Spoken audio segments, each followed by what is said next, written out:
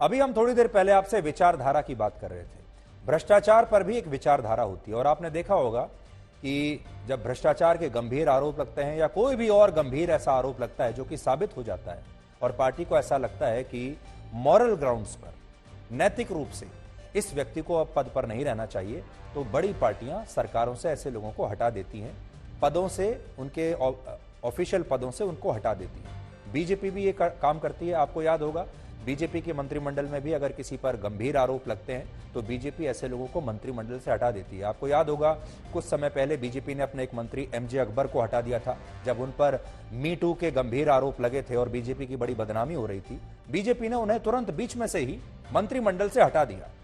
इसी तरह अगर आप कांग्रेस पार्टी को भी देखेंगे तो कांग्रेस पार्टी में भी जब किसी पर कोई गंभीर आरोप लगते हैं, भ्रष्टाचार के आरोप लगते हैं, तो ऐसे लोगों को हटा दिया जाता है। यह विचारधारा की बात है। इसी तरीके से अगर और कोई किसी मंत्री से गलती होती है, परफॉर्मेंस अगर किसी मंत्री का खराब होता है, तो ये पार्टियां उसे हटा देती हैं। लेकिन आम आदमी पार्टी ने अभी तक अपने भ्रष्ट मंत्रियों को नहीं हटाया है। अब इससे और सबसे बड़ी बात यह है कि दिल्ली की जनता को इससे कोई फर्क नहीं पड़ता और आम आदमी पार्टी की परफॉर्मेंस पर इसका कोई फर्क नहीं पड़ा। चाहे ईडी उनके खिलाफ कितने भी केस कर ले, सीबीआई कितने भी जांच कर ले, कितने भी लोगों को गिरफ्तार कर लिया, कितने लोगों के सत्येंद्र जैन के जेल से रोज नए वीडियोस आ रहे हैं, लेकिन तब भी दिल्ली की जनता आम आदमी पार्टी के साथ ही है। अब इसके दो कारण हो सकते हैं।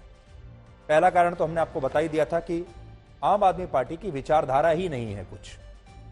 लेकिन एक बड़ी बात यह है, या तो दिल्ली की जनता यह मानती है कि इन तमाम लोगों पर ये जो आरोप लग रहे हैं भ्रष्टाचार के, और देखिए सब पर एक जैसे ही आरोप हैं, सब पर पैसे के भ्रष्टाचार के आरोप हैं, सब पर। तो या तो दिल्ली की जनता यह सोचती है कि इन पर लगे आरोप गलत हैं और इन पर लगे जो मुकदमे लगाए गए हैं वो गलत लगाए गए हैं, वो झूठे हैं, या फिर दिल्ली की जनता को मुफ्त का माल इतना अच्छा लगने लगा है कि दिल्ली की जनता यह सोचती है कि आप चाहे जितना मर्जी भ्रष्टाचार करो, आप अपनी जेबें जितनी चाहें भरो, हमारे लिए हमसे पैसा मत मांगो, हमारे बिल भी माफ करते चलो और अपनी जेबें भी भरते चलो। हम दोनों एक दूसरे के लिए यह स्वीकार कर लेते हैं कि आप भ्रष्टाचार करते रहो, लेकिन हमसे भी बिल के पैसे मत मांगो, हमसे किश्तें मत मांगो, हमें सब कुछ मुफ्त में देते चलो, उसके बाद हमें कोई मतलब नहीं है। यानी दिल्ली की जनता ने भ्रष्टाचार को स्वीकार कर लिया है। यह एक और कड़वी सच्चाई हो सकती है। हम नहीं कह सकते कि इन दोनों में से क्या सही है। क्या दिल्ली की जनता यह मानती है कि ये सारे आरोप झूठे हैं, या फिर दिल्ली की जनता ने भ्रष्टाचारियों को माफ कर दिया है और भ्रष्टाचारियों को अब उन्होंने अपने जीवन में स्वीकार कर लिया है। अब आप ये देखिए कि दिल्ली की 7 लोकसभा सीटों से, जहां सातों की सातों सीटों पर बीजेपी के सांसद हैं, वहां इनका प्रदर्शन कैसा रहा। रमेश बिदूड़ी दक्षिणी दिल्ली से बीजेपी के सांसद हैं, जहां कुल 37 सीटें हैं। इनमें से बीजेपी को सिर्फ 13 सीट मिली, आम आदमी पार्टी को 23 और 1 सीट कांग्रेस को। तो रमेश बिदूड़ी का रिपोर्ट कार्ड आपके सामने है। दक्षिणी दिल्ली में ऐसे इलाके हैं जहां लोग कोठियों और बंगलों में रहते हैं, यहां झुग्गी बस्तियां भी ज्यादा नहीं है, ज्यादा है, इसलिए यहां आम आदमी पार्टी की जीत बड़ी महत्वपूर्ण है। पूर्व क्रिकेटर गौतम गंभीर ईस्ट दिल्ली, पूर्वी दिल्ली लोकसभा सीट से सांसद हैं। यहां 36 सीटें हैं, इनमें से 22 बीजेपी ने जीत ली, आपको 11 मिली हैं, कांग्रेस को 3 मिली है। यानी गौतम गंभीर के लोकसभा क्षेत्र में बीजेपी को आम आदमी पार्टी से 2 गुना सीटें मिली हैं। इसका मतलब गौतम गंभीर का जो परफॉर्मेंस है वो बहुत अच्छा रहा है। बीजेपी के जो पुराने नेता हैं दिल्ली के, उनसे कहीं ज्यादा अच्छा प्रदर्शन गौतम गंभीर ने किया है, जबकि वो ना तो वो नेता हैं और ना ही राजनीति में पुराने हैं। वो तो क्रिकेट खेलते खेलते राजनीति में आ गए, लेकिन सोचिए पुराने नेताओं से अच्छा प्रदर्शन कर रहे हैं। Manoj Tiwari north east Delhi Lok Sabha seat से सांसद हैं। उनके क्षेत्र में भी बीजेपी आम आदमी पार्टी से आगे रही। यहां कुल 41 सीटें हैं, बीजेपी ने 21 जीती, आम आदमी पार्टी ने 15, कांग्रेस ने 4 सीटें जीती। तो मनोज तिवारी भी पारंपरिक रूप से नेता नहीं है, बाहर से आए हैं, एक कलाकार हैं, लेकिन वो भी पुराने दिग्गज नेताओं से अच्छा परफॉर्मेंस कर रहे हैं। डॉक्टर हर्षवर्धन चांदनी चौक लोकसभा सीट से सांसद हैं। उनके क्षेत्र में कुल 30 सीटें हैं, इनमें बीजेपी को 16, आम आदमी पार्टी को 14 सीटें मिली। यानी यहां भी बीजेपी आम आदमी पार्टी से आगे रही और यहां डॉक्टर हर्षवर्धन का जो पुराना तजुर्बा है और अपने इलाके पर जो उनकी पकड़ है वो काफी काम आई।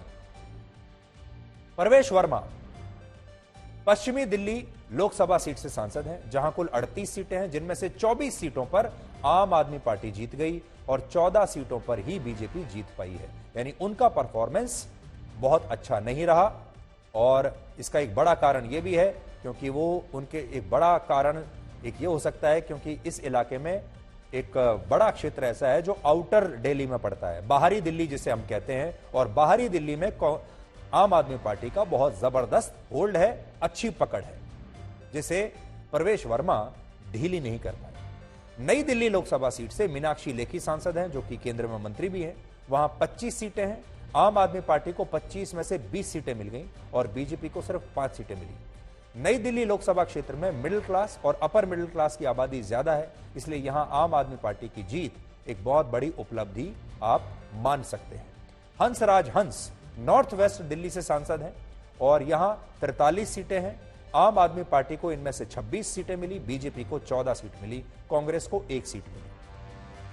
तो हंसराज हंस भी पारंपरिक नेता नहीं है, ये गायक हैं, लेकिन ये भी बीजेपी को अपने क्षेत्र में जिता नहीं पाए। बड़ी बात यह है, इस हार को भी बीजेपी के नेता उपलब्धि के तौर पर ही देख रहे हैं और कह रहे हैं कि 15 वर्षों की सत्ता विरोधी लहर के बाद भी 100 से ज्यादा सीटें जीतना बीजेपी की एक बहुत बड़ी कामयाबी है।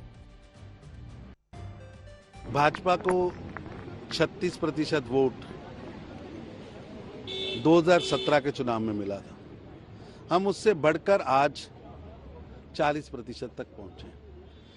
15 साल जनता की सेवा करने के बाद भी जनता का आशीर्वाद बढ़ना, रुझानों में बढ़ोतरी होना, वोट बैंक में बढ़ोतरी होना, बीजेपी को आशीर्वाद बढ़ा है, जनता ने खुल के वोट दिया है, जनता ने हमारा हाथ पकड़ा है। मैं इसे एक सजग, एक अच्छी पहल मानूं। जिस तरह नेक टू नेक फाइट हुई है, हमने 15 साल के एमसीडी में सत्ता के बावजूद दिल्ली की जनता ने हमें वोट दिया है, हमें समर्थन दिया है और हम भारतीय जनता पार्टी को लार्जली उन्होंने सपोर्ट किया है। आम आदमी पार्टी की तो नैतिक रूप से हार हो चुकी है। जिस प्रकार से उनका दावा था, जैसा वो इसको बताते थे कि हम 225 सीट नैतिक हार है, तो आपकी कौन सी वाली हार? नहीं, हमारी तो चौथी बार हम इसमें आने जा रहे हैं। तो चौथी बार आने के बाद भी इतना समर्थन दिल्ली का एक बहुत बड़ा नैतिक जीत है, इसको कैसे भूल सकते हैं। दिल्ली की जनता ने केजरीवाल को नकारा है कि 15 साल के शासन के बाद राज्य सरकार में रहते हुए राज्य सरकार के साथ ही हमेशा निकाय पंचायत जाते हैं कि लोग कहते हैं राज्य सरकार है, फंड इनके पास है, ये डेवलपमेंट करेंगे। लेकिन यहाँ उल्टा हुआ है, यहाँ केजरीवाल साहब के बराबर में आके भारतीय जनता पार्टी को लोगों ने खड़ा कर दिया है। तो केजरीवाल साहब को कहा आप इस लायक नहीं है, ये भाजपा बराबर में खड़ी रहेगी, तभी तुम्हारे भ्रष्टाचार, चोरी और झूठ के ऊपर पर्दाफाश होगा।